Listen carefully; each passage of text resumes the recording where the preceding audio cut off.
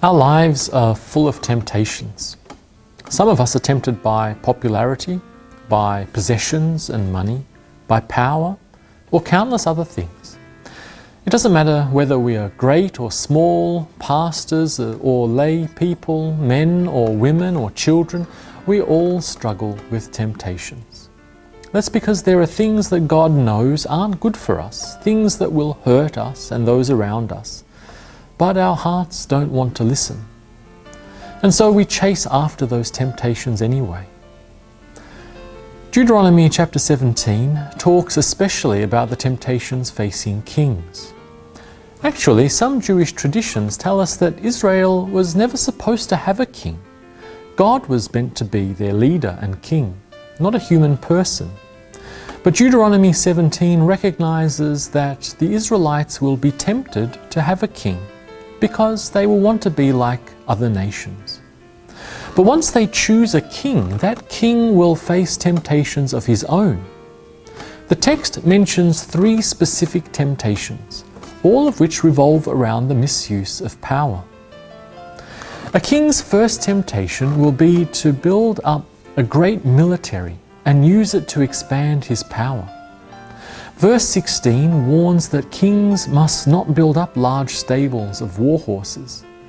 That's because the king's role is to defend justice and righteousness, not to be an aggressive warrior.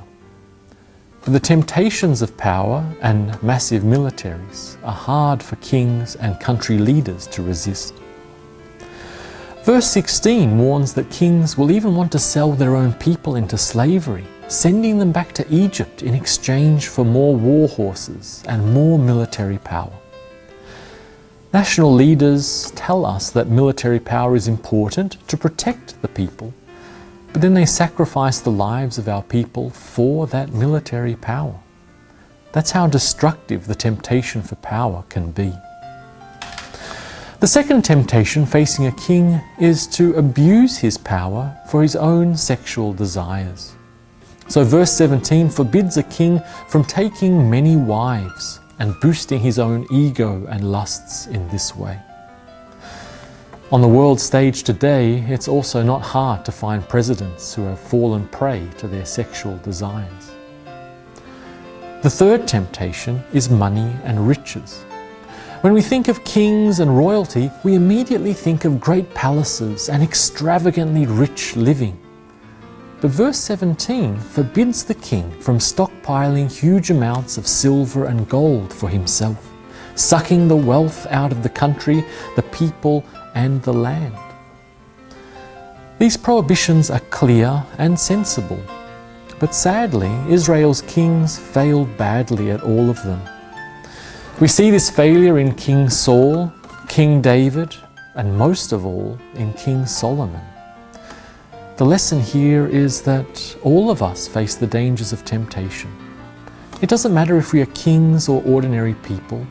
We each have temptations that pull us away from the right path and encourage us to serve our own sinful desires. While it's not good to give in to temptations, failure doesn't mean that God abandons us. God knows our weaknesses. God encourages us to stay strong, and He wants us to do what's right. But when we fail, we still have the chance to seek forgiveness and try hard again to change. Whatever our temptations may be, with God's help, I pray we will all have the strength to overcome them.